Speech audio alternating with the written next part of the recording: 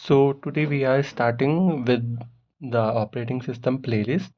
So firstly, we are going to introduce to the operating system. So operating system is a system software and it works as an interface between the user and the hardware. So basically operating system acts as the interface between user and the hardware. It provides user to interact between the various resources, various hardware devices.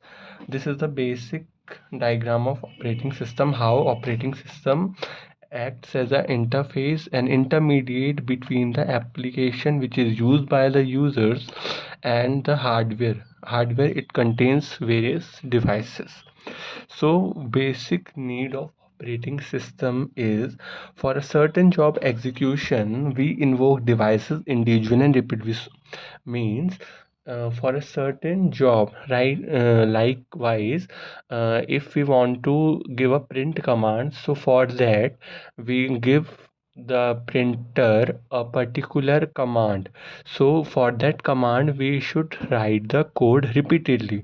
So it is became very complex, and for a particular commands we write the code or a program for a multiple times repeatedly individually. So to avoid that, to particular hardware program is needed by the user, then it can access the device. So to avoid that repeatedly and individually writing the code again and again, the operating system provide a particular command to access that device. And if a device is already access the user and another user need to access but not, like if a certain resource is accessed by the user one, or it is used by a user at a particular time period, and in same time period user 2 want to access that resources but user 1 do not free that resources, so that user 2 cannot access that. So there is not a middle authority on a monitoring to take that resources back from the user 1.